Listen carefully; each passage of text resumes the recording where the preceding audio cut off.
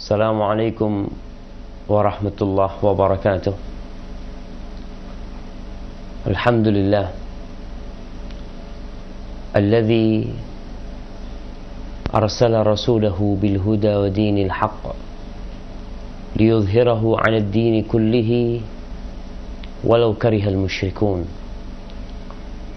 Segala puji bagi Allah Jalla Jalaluh yang telah mengutus Nabi-Nya dengan Al-Quranul Karim dan dengan agama yang benar, agar Allah menangkan agamanya di atas seluruh agama, walaupun orang-orang musyrik tidak menyukai hal itu. Allahumma salli wa sallim ala hadha an-nabiyil karim Sayyidina Muhammad wa ala alihi wa ashabihi ajma'in.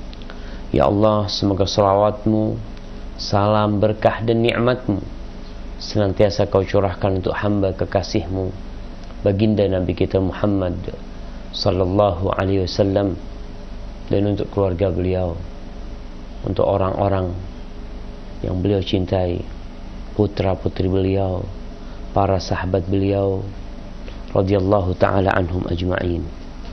Amma ba'd. Ma'asyiral ikhwah rahimakumullah, para pemirsa Insan TV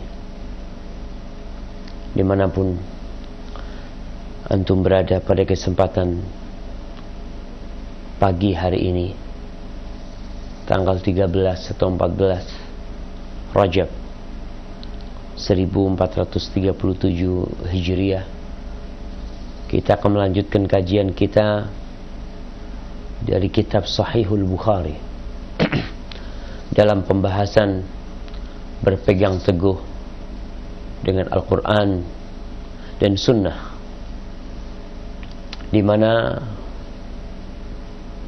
apa yang kita lihat pada masa kita sekarang menuntut umat Islam untuk kembali kepada Al-Quran dan Sunnah, untuk kembali kepada sumber yang murni sebagai dasar hukum bagi mereka dan pedoman hidup yang seharusnya mereka kaji, mereka gali, lalu mereka aplikasikan dalam kehidupan ini. Kita sudah menyimak beberapa hadis yang disampaikan oleh Imam Bukhari dalam kitabnya. Kemudian kita masuk ke hadis yang ketiga dari kitab berpegang teguh dengan Al-Quran dan Sunnah ini. Beliau mengatakan, qala haddatsana Musa bin Ismail qala haddatsana Wuhaib an Khalid an Ikrimah an Ibn Abbas qala dhammani ilayhi an-nabi sallallahu alaihi wasallam wa qala Allahumma 'allimhu kitab. Bukhari mengatakan telah mengajarkan kepada kami Musa bin Ismail, dia berkata telah mengajarkan kepada kami Wuhaib dari Khalid dari Ikrimah Maula Ibn Abbas, salah satu murid senior Ibnu Abbas radhiyallahu ta'ala anhu. Dia meriwayatkan dari Ibnu Abbas, dia berkata, dhammani ilaihi nabi sallallahu alaihi wasallam, pada suatu hari Rasul sallallahu alaihi wasallam memelukku, merangkulku. Nabi alaihi salatu wassalam yang memang diutus sebagai rahmatan lil alamin, beliau begitu dekatnya dengan anak-anak. Para ulama menjelaskan bahwa sebab dari hadis ini, pada suatu malam Ibnu Abbas bermalam di rumah Rasul SAW, di rumah bibinya Maimunah. Dia bermalam di situ, dan ketika di malam hari Rasul sallallahu alaihi wasallam hendak sholat malam, dan di riwayat lain Rasul sallallahu alaihi wasallam masuk ke toilet, masuk ke kamar mandi. Keluar dari toilet, Ibnu Abbas sudah menyediakan bagi Nabi alaihi salatu wasallam air untuk berwudu. Maka akhirnya Rasul sallallahu alaihi wasallam bertanya, siapakah yang menyediakan air wudhu ini? Ibnu Abbas mengatakan, ana ya Rasulullah, aku wahai Rasul SAW. Maka tatkala itu Rasul SAW merangkul Ibnu Abbas lalu mendoakannya. Dan riwayat ini, doa yang dibaca oleh Rasul SAW adalah, Allahumma allimhu al-kitab. Ya Allah, ajarkan kepada dia Alkitab, yakni Al-Quranul Karim. Dalam riwayat lain dikatakan, Allahumma wa'allimhu ta'wil. Ajarkan kepada dia bagi tafsir Al-Quranul Karim. Dalam hadis lain mengatakan, Allahumma faqihu fid din. Ya Allah, buat dia menjadi orang yang faham tentang agama ini. Riwayat-riwayat ini menjelaskan tentang kedudukan Ibnu Abbas radhiyallahu taala anhu. Ibnu Abbas ketika ditinggal mati oleh Rasul SAW, umurnya masih belasan. Dia masih bocah kecil. Tapi dia termasuk yang semangat menuntut ilmu. Dan doa Rasul SAW tentunya memiliki peran yang sangat dalam perjalanan Ibnu Abbas menuntut ilmu. Para jamaah, manusia dilahirkan tidak langsung jadi pintar. Dan dengan doa Rasul SAW bukan berarti Ibnu Abbas duduk bersandar menanti ilmu laduni yang diberikan oleh Allah secara langsung tanpa dia belajar dan berusaha. Ibnu Abbas belajar. Ibnu Abbas menuntut ilmu. Ketika wafat Rasul sallallahu alaihi wasallam, Ibnu Abbas tidak berhenti menuntut ilmu. Al-Imam Ibnul Qayyim rahimahullahu taala menjelaskan bahwa hadis yang diriwayatkan langsung oleh Ibnu Abbas dari Rasulullah SAW itu sekitar 20 hadis. Terus bagaimana dengan ribuan hadis yang diriwayatkan oleh Ibnu Abbas? Dari mana beliau mendapatkannya? Dari sahabat yang lainnya. Ketika Ibnu Abbas mendengar ada seorang sahabat yang mendengar dari Rasulullah SAW, maka Ibnu Abbas mendatangi itu sahabat. Lalu beliau mengklarifikasi apa yang telah sampai kepadanya dari hadis Rasulullah SAW. Oleh karena itu, kebanyakan hadis yang disampaikan oleh Ibnu Abbas, beliau tidak mengatakan sami'tu, aku mendengar Rasulullah SAW bersabda.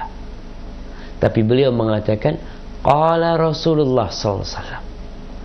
Beliau mengatakan telah berkata Rasulullah SAW. Ini karena memang beliau tidak mendengarnya secara langsung dari Rasulullah SAW. Adapun yang secara langsung, maka beliau mengatakan sami'tu, aku mendengar Rasulullah SAW bersabda. Ketika meninggal Rasulullah SAW, Ibnu Abbas mulai mendatangi majelis-majelis ilmu dan mendatangi rumah para sahabat. Ada seorang pemuda dari kalangan orang-orang Ansar yang mengatakan kepada Ibnu Abbas, Ataran nas yahtajuna ila ilmika wa fihim sahabatun Nabi sallallahu alaihi wasallam. Apakah engkau mengira, wahai Ibnu Abbas, orang-orang itu akan membutuhkan ilmumu, sedangkan sahabat-sahabat Nabi yang senior masih banyak. Masih banyak para sahabat Nabi yang senior, yang tentunya pada waktu itu mereka tidak butuh dengan Ibnu Abbas radhiyallahu taala anhu. Kata Ibnu Abbas, fataraktu qawlahu wa aqbaltu ala ta'allum. Maka perkataan itu tidak membuatku jadi patah semangat. Aku tinggalkan perkataan dia, aku tetap menuntut ilmu. Kembali lagi bahwa doa Rasul sallallahu alaihi wasallam untuk Ibnu Abbas itu diantaranya agar dia terus menuntut ilmu kepada para sahabat-sahabat Nabi. Maka dia belajar. Bahkan dia mendatangi rumah-rumah para sahabat. Pernah suatu hari Dia mendatangi rumah seorang sahabat yang dia mendengar itu sahabat telah mendengar dari Rasul SAW. Sampai ke rumah itu sahabat, dikatakan lagi tidur. Ini adab juga ya, ketika kita berkunjung ke rumah seorang, lalu dikatakan orang itu sedang istirahat, sedang tidur, bagaimana sikap kita? Ya sudah, kalau kau mau menanti ditunggu, kalau enggak pulang. Maka tatkala dikatakan dia sedang tidur, ya udah, kata Ibnu Abbas, nggak apa-apa, aku akan duduk di sini, bukan di dalam rumah. Ibnu Abbas duduk di samping pintu rumah itu. Siang hari dikatakan tasfir riyah atau tasfir rihu fi wajhi, angin itu datang menerpa wajahku. Sampai ketika pemilik rumah itu bangun dan dia keluar. Ketika dia keluar, dia melihatku. Faqala ya ibna ammi Rasulillah SAW, halla arsalta ilayya fa'ati. Wahai anaknya paman Rasul SAW. Ibnu Abbas anaknya Abbas, paman Nabi SAW, yang tentunya dia termasuk ahlul bait. Kita diperintahkan untuk menghormati keluarga Nabi. Maka sahabat ini berkata, kenapa engkau tidak mengirim orang untuk memanggilku supaya aku datang kepadamu? Kata Ibnu Abbas, la, al-ilmu awla an yu'talahu. Ilmu itu seharusnya dia didatangi, bukan guru yang datang. Tapi kita nih sebagai para penuntut ilmu yang seharusnya datang menuntut ilmu. Setelah bertahun-tahun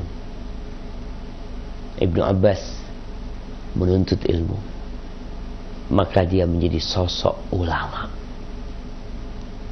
yang orang-orang membutuhkan ilmu dia. Lalu tuh sahabat Ansar mengatakan ternyata benar apa yang dilakukan oleh Ibnu Abbas radhiyallahu ta'ala anhu. Di antara kedudukan Ibnu Abbas, Umar bin Khattab radhiyallahu ta'ala anhu biasanya memanggil Ibnu Abbas untuk datang duduk bersama sahabat-sahabat yang senior. Akhirnya terjadi protes dari sebagian sahabat senior.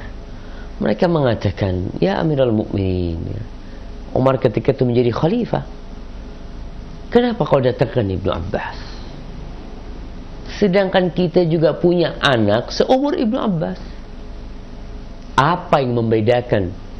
Kenapa Ibnu Abbas boleh kumpul di sini, sedangkan anak kita nggak boleh itu? Kalau gitu seharusnya anak kita bawa ke sini. Akhirnya pada suatu hari, ketika Umar lagi berkumpul dengan para sahabat, Umar mengirim seseorang untuk memanggil Ibnu Abbas. Ibnu Abbas bercerita, nih Umar manggil dia hanya untuk menjelaskan kedudukan Ibnu Abbas. Karena kadangkala orang itu masih muda belia umurnya, tapi ilmunya lebih senior daripada yang umurnya sudah tua renta. Karena al-ilmu bit-ta'allum, ilmu itu dengan belajar. Dipanggillah Ibnu Abbas duduk bersama sahabat-sahabat yang udah tua. Lalu Umar bin Khattab radhiyallahu ta'ala anhu menanyakan tentang firman Allah subhanahu wa ta'ala, idza jaa nasrullahi wal fath wa ra'aitan nas yadkhuluna fi dinillahi afwaja fasabbih bihamdi rabbika wastaghfirhu innahu kana tawwaba. Umar tanya, ini ayat ini tentang apa nih? Kata para sahabat, sebagian mengatakan itu perintah dari Allah kepada nabinya, apabila telah datang kemenangan buat beliau, kemudian orang berbondong-bondong masuk Islam, diperintahkan kepada Nabi agar Nabi itu bertasbih, sabbih bihamdi rabbika wastaghfir. Sebagian sahabat mengatakan nggak tahu. Akhirnya Umar bin Khattab radhiyallahu taala anhu menoleh kepada Ibnu Abbas. Wa anta madza taqul? Engkau apa pendapatmu tentang ayat ini? Kata Ibnu Abbas radhiyallahu taala anhu, "Dzaka ajalu Rasulillah sallallahu alaihi wasallam a'lamahu iyyahu." Itu ayat, itu surat. Memang kalau secara makna adalah perintah agar Nabi bertasbih, beristighfar, bertobat kepada Allah. Tapi itu adalah berita, informasi yang Allah berikan kepada Nabi-Nya tentang dekatnya ajal Nabi Muhammad SAW. Udah dekat tuh ajal Rasul SAW. Dan akhirnya Umar bin Khattab mengatakan, la a'lamu ghaira hada, kata dia. Yang aku tahu seperti yang dikatakan Ibnu Abbas radhiyallahu taala anhu, bahwa ayat ini tentang ajal Rasul SAW yang Allah informasikan kepada Nabi-Nya. Yang tentunya setelah turun ayat itu, Nabi semakin bersemangat beribadah. Bahkan beliau ketika ruku dan sujud mempraktekkan perintah Allah itu. Beliau membaca Subhanakallahumma wa bihamdika Allahumma ighfirli. Subhanakallahumma wa bihamdika Allahumma ighfirli. Pemirsa Insan TV rahimakallah, kembali kepada tema dari bab ini, berpegang teguh dengan kitab was sunnah. Ibnu Abbas meriwayatkan ribuan hadis dari Rasulullah SAW. Karena memang hadis-hadis ini adalah penjelasan untuk Al-Quranul Karim. Dan seharusnya yang pertama dikaji oleh seseorang adalah Al-Quranul Karim. Banyak di antara kaum muslimin yang berilmu, tapi ilmu yang dia miliki adalah ilmu tentang dunia, yang kalau dia belajar Al-Quranul Karim, dia akan dapat dunia dan akhirat. Tapi Al-Quran ditinggalkan. Di situ tuh ilmu sebenarnya. Baca tuh. Kita kalau mau bicara ekonomi, udah diajarin dalam Al-Quranul Karim gimana ekonomi yang membangun masyarakat, bagaimana ekonomi yang membuat negeri jadi makmur, tentram, sentosa. Udah diajarin. Kalau kita bicara masalah bagaimana solusi tentang kriminalitas yang banyak terjadi, udah ada tuh. Kalau kita mau bicara tentang jurnalistik, Ustaz, masa di Al-Quran diajarkan? Subhanallah. Kita di negeri kita nih, jurnalistik yang ada, media yang ada, benar-benar media yang jauh dari mendidik masyarakat. Bahkan media-media yang ada, sebagian di antaranya malah memprovokasi masyarakat, mengajak masyarakat agar mereka melakukan tindakan kriminal. Jadi media membantu masyarakat Indonesia untuk berbuat kejahatan. Maka kenapa? Karena jauh dari Alkitab, jauh dari Al-Quranul Karim. Jurnalistik seharusnya belajar tuh. Gimana sekarang menyampaikan berita? Apa berita yang seharusnya disampaikan? Yang nggak bermanfaat nggak perlu diceritakan, nggak perlu detail. Tapi memang itulah, media itu banyak yang disampaikan omong kosong yang tidak perlu masyarakat tahu. Contohnya, Allah menceritakan dalam Al-Quranul Karim tentang kejadian Nabi Yusuf alaihissalam. Ini kalau kita mau berbicara tentang tindakan kriminal yang berbau zina, berbau pemerkosaan. Dalam Al-Quranul Karim Allah ceritakan cerita Nabi Yusuf. Ketika Zulaikha mengajak Nabi Yusuf, ya, kemudian dikejar Nabi Yusuf menuju pintu, semua pintu ditutup, kemudian ketemu sama tuannya. Lalu terjadilah dialog, selesai. Tidak ada cerita itu jam berapa, yang pertama dipegang itu apanya, kemudian di rumah siapa, apa yang dilakukan, dimulai dengan bagaimana, diakhiri bagaimana. Tidak ada ujungnya. Yang dibutuhkan masyarakat itu adalah bagaimana sanksi yang diberikan. Itu yang dibutuhkan masyarakat. Kalau kita ingin memberikan media yang mendidik masyarakat, masyarakat nggak perlu tahu bagaimana kejadian detailnya, nggak perlu. Tapi untuk shock terapi masyarakat, nih orang yang melakukan kejahatan, kita lihat ya, umpamanya kejahatan mutilasi, Allahu Akbar. Yang diceritakan itu proses mutilasinya, proses kejahatan itu, tapi ending dari hukum yang diberikan hilang dari media. Itu sudah masuk tong sampah, udah nggak diangkat lagi sama media. Media akan berbicara berita-berita yang hot, yang baru, yang masih hangat. Yang sudah seperti ini dilupakan. Seharusnya yang seperti ini, itulah yang dijelaskan tentang sanksi yang diberikan. Kalau urusan detailnya nggak perlu kita. Masyarakat nggak perlu. Bagaimana perampok itu masuk rumah, jam berapa, terus dia apa yang dia lakukan kepada satpam, diikat, dia matikan CCTV, kemudian dia mencongkel, alat congkelnya adalah linggis, kemudian dia congkel dengan linggis, satu temannya menunggu di depan, yang satu bekerja di dalam, kemudian yang satu lagi apa, dijelasin semua. Dapat apa masyarakat? Dapat ilmu cara merampok. Itu realita.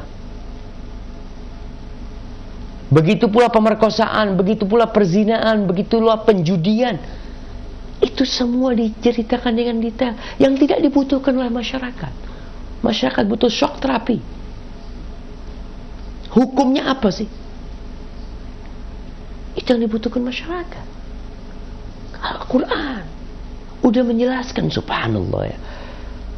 Allah subhanahu wa ta'ala menjelaskan dalam Al-Quranul Karim bahwa itu tibyanan li kulli syai, penjelasan untuk segala sesuatu. Tapi kitanya yang nggak mau, akhirnya kacau. Kalau bicara tentang pendidikan, apa yang ingin diberikan kepada anak-anak kita? Apa sih yang dibutuhkan? Allah menjelaskan dalam Al-Quranul Karim. Oke, kalau kebutuhan dunia, apa yang dibutuhkan di dunia ini sebenarnya? Ada ilmu-ilmu yang disampaikan kepada anak didik kita, kepada anak-anak kita di SD, SMP, SMA, yang tidak dia butuhkan, nggak dia butuhkan. Yang ada adalah beban buat anak-anak kita, beban buat orang tua, dan poinnya kita tahu itu nggak dibutuhkan dan tidak diujikan nantinya di ujian nasional. Enggak, itu ilmu nggak penting tuh. Tapi kenapa anak kita harus seperti itu? Seharusnya memang ya belajar kita. Belajar apa? Al-Quran. Minta sama Allah. Apapun kedudukanmu, kau belajar Al-Quranul Karim. Allah subhanahu wa ta'ala menjadikan Al-Quran ini adalah hudan lil muttaqin, petunjuk buat orang-orang yang bertakwa. Hudan linnas, petunjuk buat semua manusia. Pelajarin. Di samping itu mendidik jiwa kita, memberikan ilmu kepada akal kita, dan memberikan kesejahteraan. Oh, bukan hanya untuk yang muslim. Non-muslim pun akan merasakan ketika sang muslim ini belajar tentang Alkitab, akan dirasakan bagaimana pengaruh dari Al-Quranul Karim. Rasul sallallahu alaihi wasallam mengatakan, khairukum man ta'allama al-Quran wa 'allamahu. Orang yang terbaik di antara kalian adalah yang belajar Al-Quran dan mengajarkan Al-Quranul Karim. Ibnu Abbas nih, Allah ajarin kepada dia Al-Quran. Mujahid, salah seorang tabi'in, muridnya Ibnu Abbas, Mujahid ibn Jabr, dia mengatakan, aradtul Qur'ana ala Ibnu Abbas 3 marrat. Aku belajar Quran sama Ibnu Abbas tuh, mengkaji Al-Quran sama Ibnu Abbas 3 kali. Dari Al-Fatihah sampai An-Nas. Aqifuhu fi kulli ayat, atau uqifuhu fi kulli ayat. Aku berhentikan dia di setiap ayat. Aku tanya, apa sebab turunnya ayat ini? Kemudian apa maksudnya? Terus apa hikmah-hikmah di situ? Itu dilakukan oleh Mujahid. Belajar dari Ibnu Abbas radhiyallahu taala anhu. Makanya ada sebuah kitab yang judulnya kalau nggak salah Al-Miqbas fi Tafsir Ibnu Abbas atau Al-Muqtabas fi Tafsir Ibnu Abbas, ya, tentang kumpulan tafsir-tafsir Ibnu Abbas. Dan tafsir Ibnu Abbas ini subhanallah, di kitab-kitab tafsir yang besar seperti Ibnu Jarir At-Tabari, Ibnu Katsir juga menukil tafsir Ibnu Abbas. Maka kembali para jamaah, masalah berpegang teguh dengan Alkitab was Sunnah. Kalau kita ingin berbahagia, ingin makmur. Baik, kemudian hadis yang selanjutnya. Qala al-Imam Bukhari haddatsana Abdullah bin Sabah qala haddatsana Mu'tamir qala sami'tu Aufan anna Abal Minhal haddathahu annahu sami'a Aba Barzah qala inna Allah yughnikum aw na'ashakum bil Islam wa bi Muhammadin sallallahu alaihi wasallam. Qala Abu Abdullah waqa'a huna yughnikum wa innama huwa na'ashakum yunzar fi asli kitabil i'tisam. Imam Bukhari mengatakan telah mengajarkan kepada kami Abdullah ibn Sabah, dia berkata telah mengajarkan kepada kami Mu'tamir, dia berkata aku mendengar Auf bahwa Abul Minhal mengajarkan kepada dia bahwa dia mendengar Abu Barzah. Abu Barzah adalah salah seorang sahabat Nabi yang masuk Islam sudah lama. Dia ikut dalam beberapa peperangan bersama Rasulullah sallallahu alaihi wasallam. Sebab hadis ini agar kita memahami ucapan Abu Barzah. Abu Barzah mengatakan dalam hadis ini, sesungguhnya Allah yughnikum, Allah mencukupi kalian, Allah na'asyakum, Allah menyelamatkan kalian dengan Islam dan dengan Muhammad sallallahu alaihi wasallam. Qala Abu Abdullah, Al-Imam Bukhari mengatakan waqa'a huna, di dalam kitab ini itu Sahih Bukhari, yughnikum, lafadznya yughnikum. Wa innama huwa, padahal lafadz yang sebenarnya adalah na'asyakum. Yundor fi asli kitabil i'tisam, hendaklah dilihat kitab aslinya Kitabul I'tisam. Seakan-akan Imam Bukhari ini memiliki sebuah kitab khusus tentang al-i'tisam bil kitab was-sunnah, tentang berpegang teguh dengan Alkitab was-sunnah. Kemudian dari kitab itu beliau memilih beberapa hadis yang sesuai secara hukumnya yang sahih, ditaruh di kitab Imam Bukhari ini. Seperti kitab Al-Adabul Mufrad, itu adalah kitab tentang adab yang disendirikan. Tapi di kitab Sahih Al-Bukhari ada kitab Adabul Mufrad. Sebab perkataan Abu Barzah, sahabat Nabi Muhammad radhiyallahu taala anhu, diceritakan bahwa pada masa Abu Barzah itu terjadi kekacauan, terjadi fitnah antara penduduk Syam dengan penduduk Hijaz, antara penduduk Damaskus dengan penduduk Mekah. Di Mekah ya ada beberapa kekacauan di sana. Kemudian yang terjadi juga di Basrah, di situ ada fitnatul qurra, sehingga terbunuh sebagian orang-orang yang membaca Al-Quran Karim, yang pandai membaca Al-Quran Karim. Maka dia mengatakan, hadis ini sudah disebutkan oleh Imam Bukhari dalam Kitabul Fitan, tentang kekacauan yang terjadi. Abu Barzah mengatakan, inni ihtasabtu indallah anni asbahtu sakhitan ala ahya'i Quraisy. Dia mengatakan, aku mengharapkan pahala dari Allah Subhanahu wa taala. Pada pagi hari ini atau pada saat ini aku murka kepada kabilah Quraisy. Yakni dia mengatakan, aku membenci apa yang terjadi di antara mereka. Perpecahan, pertikaian yang terjadi di antara mereka. Ibnu Zubair pecah belah dengan orang-orang di Syam. Begitu pula orang-orang di Syam bertikai dengan Ibnu Zubair yang ada di sana.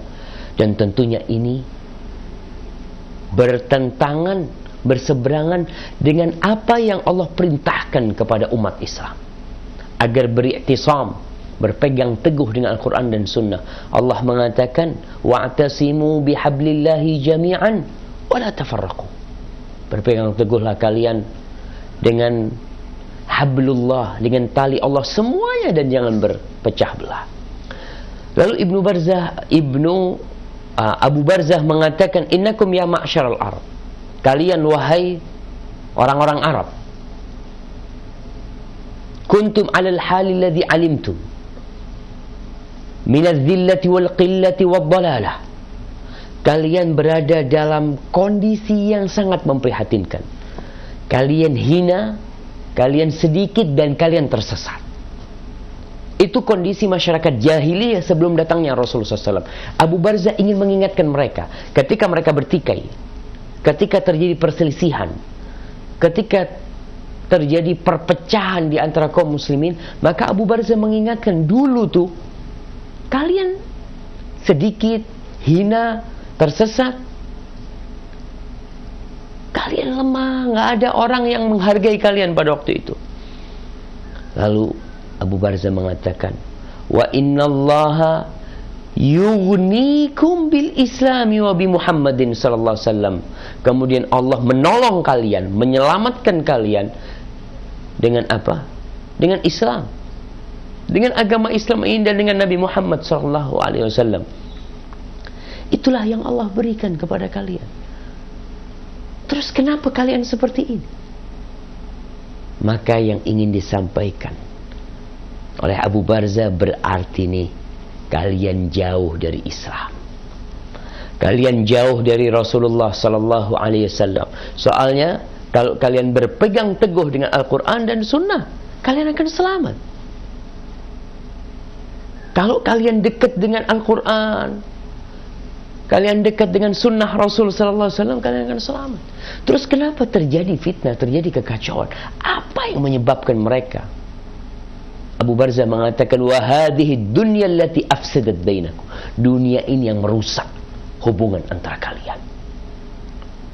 Maka dunia, ketika orang sibuk dengan dunianya, dan itu pernah disampaikan oleh Rasulullah SAW. Beliau pernah mengatakan, pada suatu hari, pada suatu pagi, selesai sholat subuh, beliau mengatakan, wallahi mal faqr akhsha alaikum. Demi Allah, aku tidak takut kalian ditimpa kefakiran. Wa innama akhsha an tubsata alaikumud dunya kama busitat ala alladhina min qablikum fatanafasuha kama tanafasuha fa ahlakatkum kama ahlakatkum. Yang aku tidak takut kalian ditimpa kefakiran. Yang aku takut kalian ditimpa kekayaan, dibukakan pintu dunia buat kalian. Lalu kalian berlomba-lomba mengumpulkan dunia. Ya, kalau sudah berlomba-lomba, bersaing mengumpulkan dunia, bukan bersaing mengumpulkan Al-Quranul Karim. Jarang orang yang bersaing untuk ke masjid. Jarang. Yang banyak bersaing orang menuju ke pasar. Kita lihat nih yang namanya perumahan-perumahan menjamur di mana-mana.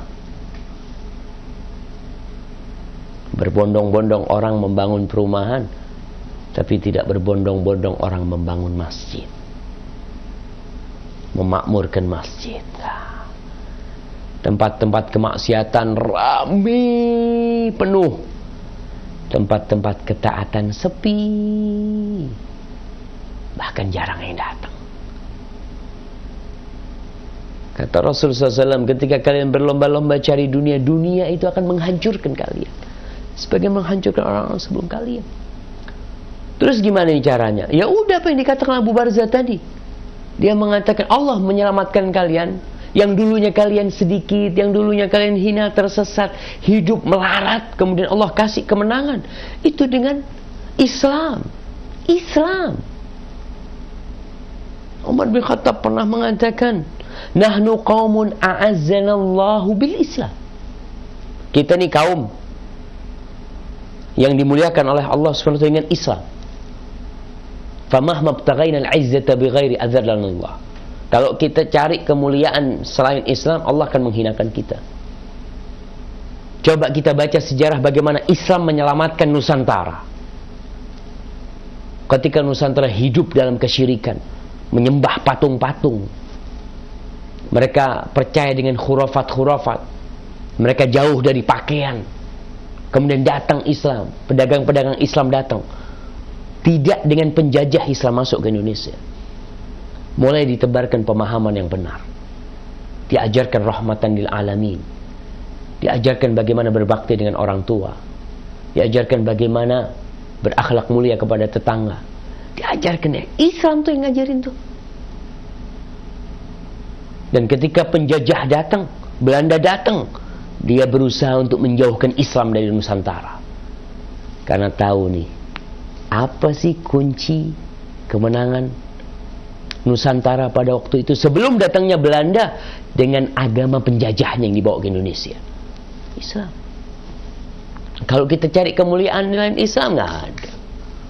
Allah akan hinakan, cepat atau lambat. Cepat atau lambat. Dan ini sejarah membuktikan, dan sejarah akan terulang kembali. Tinggal kita mau enggak nih dimuliakan dengan Islam. Kemudian hadis yang selanjutnya. Qala Imam Bukhari haddatsana Ismail, dia berkata telah mengajarkan kepada aku Malik an Abdullah bin Dinar an Abdullah bin Umar, bahwa Abdullah bin Umar kataba ila Abdul Malik bin Marwan yubayi'u. Abdullah bin Umar tinggal di kota Madinah Nabawiyah. Ketika itu yang menjadi khalifah setelah meninggalnya Abdullah bin Zubair, setelah terjadi kekacauan di antara umat Islam. Tapi alhamdulillah Allah menyelamatkan mereka.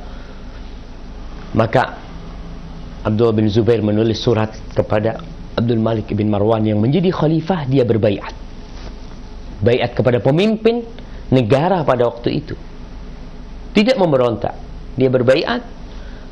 Dalam baiatnya dia, dalam suratnya dia mengatakan wa uqirru bis-sam'i wat ta'ah, dan aku berikrar untuk patuh dan taat ala sunnatillah wa sunnati rasulihi fi mastata'tu, di atas sunnah Allah, di atas cara syariat Allah dan sunnahnya Rasulullah SAW fi mastata'tu, selama aku mampu, dalam hal-hal yang aku mampu. Dia berbaiat untuk patuh dan taat sesuai dengan syariat Allah, sesuai dengan sunnah yang Allah turunkan dan sunnah Rasulullah SAW. Kita pun seperti itu. Kita ini terhadap pemerintah kita diperintahkan untuk taat. Tapi ingat, tidak dalam kemaksiatan. Tidak dalam kemaksiatan. Kita mentaati pemerintah kita dalam kondisi yang diperintahkan tidak bertentangan dengan Al-Quran dan Sunnah, kita taati. Dan kita diperintahkan untuk beramar ma'ruf nahi mungkar terhadap siapapun, terhadap pemerintah kita. Tapi ada caranya. Bagaimana caranya kita tatkala melihat seorang pemimpin yang berbuat salah, atasan yang berbuat salah, apa kita tegur di depan orang? Enggak. Itu yang namanya kita melecehkan tuh orang. Jadi kalau kita melihat ada orang berbuat salah, atasan kita, Pak Kampung, Pak Lurah, atau orang yang memiliki kedudukan, Rasul sallallahu alaihi wasallam sudah memberikan cara. Man arada an yansaha lidhi sultanin, barang siapa yang ingin memberikan nasihat kepada orang yang memiliki kekuasaan, fala yubdihi alaniyah, enggak boleh dia terang-terangan nyampaikannya. Wal ya'khudh bi yadihi wal yakhlu bihi, pegang tangannya, dia berduaan ya, lalu kasih tahu. Kalau diterima alhamdulillah, enggak diterima tugasnya sudah selesai. Maka kita dalam urusan pemerintah, kita taat, tetap ikut syariat Allah dan syariat Rasulullah sallallahu alaihi wasallam. Kita ikut. Itu kalau kita ingin selamat dalam kehidupan ini. Amar ma'ruf nahi mungkar tetap dijalankan sesuai dengan yang diaturkan oleh Al-Quran dan Sunnah. Jangan sampai kita ngasih tahu umpamanya seorang kepala desa yang berbuat salah, kemudian kita kasih tahu di depan orang-orang ya. Imam Syafi'i nggak mau dikasih tahu di depan orang. Imam Syafi'i itu pernah mengatakan, ta'ammadni binushika fi infiradi wa jannibni nasihata fil jama'ah fa inna nusha baina an-nasi naw'un min at-tawbikh la arda istima'ah fa in khalaftani wa 'asayta amri fala tajza idza lam tu'ta ta'ah. Kata Imam Syafi'i, kalau kau mau ngasih nasihat aku, jangan di depan orang. Kasih nasihat aku ketika aku sendirian. Jauh, hindarkan kau ngasih nasihat aku di depan orang. Karena apa? Karena ngasih nasihat di depan orang itu bukan nasihat, itu pelecehan. Kalau engkau menyelisihi aku udah minta nasihat, aku terima nasihat, tapi engkau menyelisihi cara yang aku minta, maka jangan marah kalau kau nggak aku dengarkan nasihatmu. Maka seperti itu seorang muslim. Kita ini ikut Al-Quran dan Sunnah demi kemaslahatan semuanya. Tapi ada usaha-usaha bagaimana orang Islam jauh dari Al-Quran dan Sunnah. Usaha itu begitu masif. Ada propaganda, ada konspirasi dari musuh-musuh Islam, dan kita tetap akan mempertahankan Al-Quran dan Sunnah. Sampai kapan? Selama hayat masih di kandung badan, jamaah. Hadza wallahu a'lam bishawab. Itu yang bisa kita kaji pada kesempatan kali ini. Kita mungkin ada beberapa pertanyaan yang bisa saya jawab ya. Tentunya pertanyaan yang akan dijawab yang berkesesuaian dengan yang kita kaji. Anda akan pilih beberapa pertanyaan.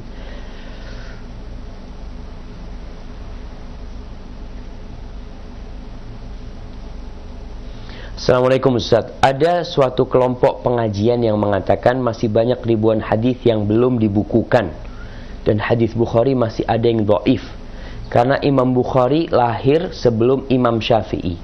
Mohon penjelasannya. Tunggu bentar. Baik. Berkaitan dengan ribuan hadis yang belum dibukukan, berarti ada syariat Islam yang hilang. Apa mungkin syariat Islam ada yang hilang? Nggak mungkin. Tidak semua kitab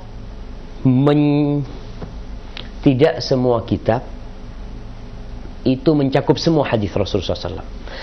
Tidak semua ulama, atau tidak ada satu ulama yang dia menghafal semua hadis Rasulullah SAW.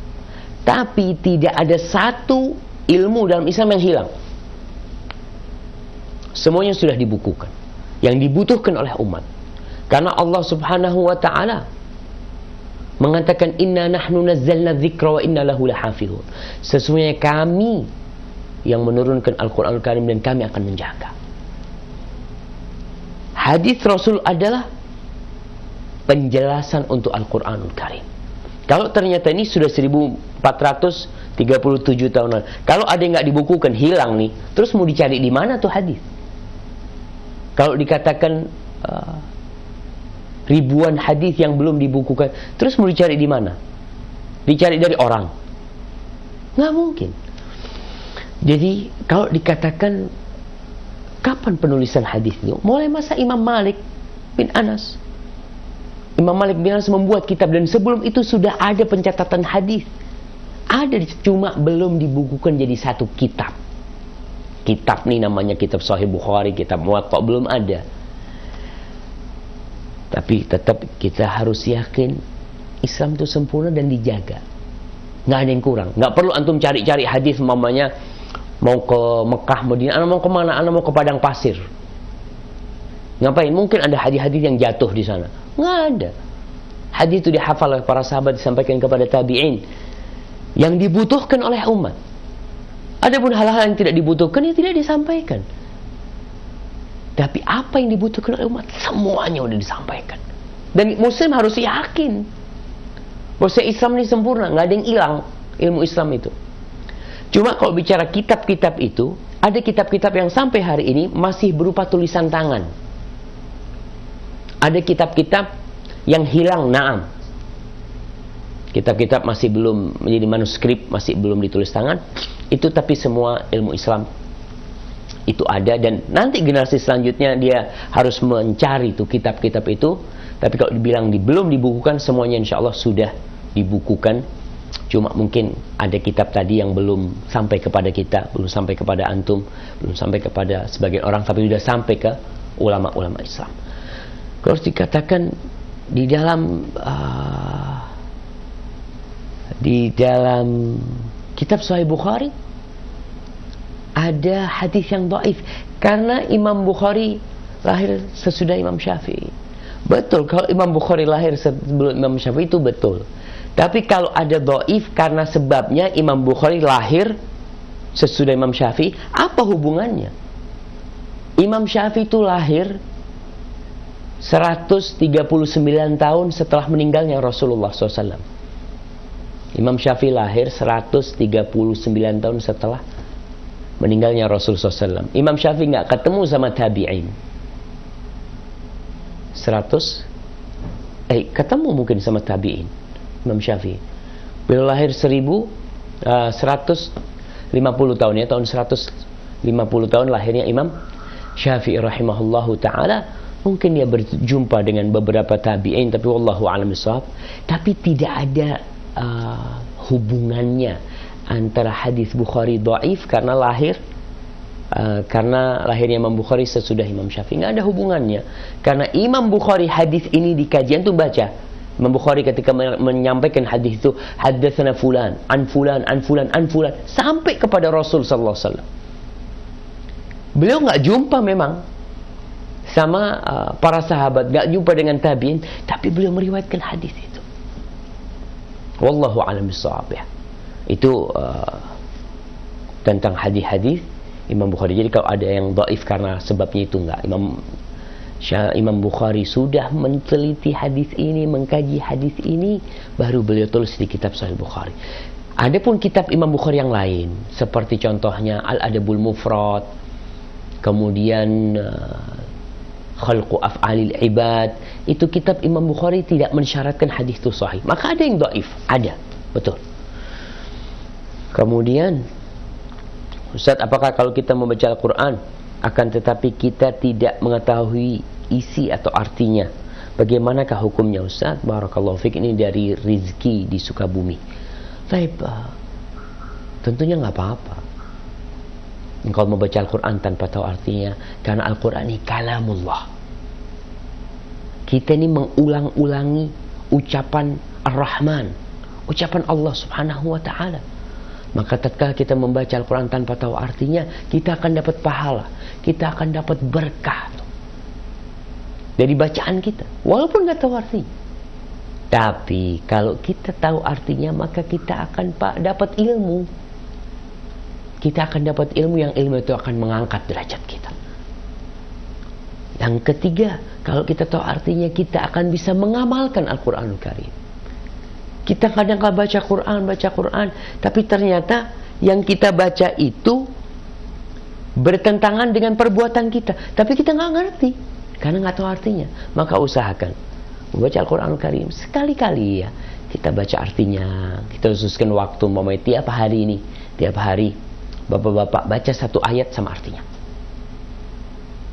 Insya Allah kalau jumlah ayat dalam Al-Quran itu 6.000, berapa tahun kita akan memahami Al-Quran Al-Karim? 20 tahun.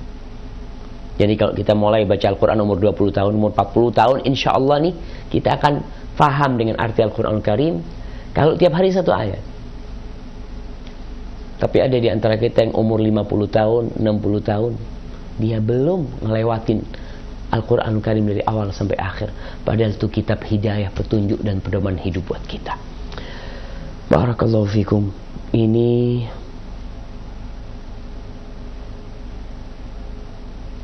Assalamualaikum Ustaz, mudah-mudahan Ustaz dan keluarga dijaga Allah Azza wa Jal. Amin. Barakallahu fikum. Mau tanya Ustaz, orang yang melakukan bacaan salat untuk menggiring hati agar supaya khusyuk, apa itu berlebihan Ustaz?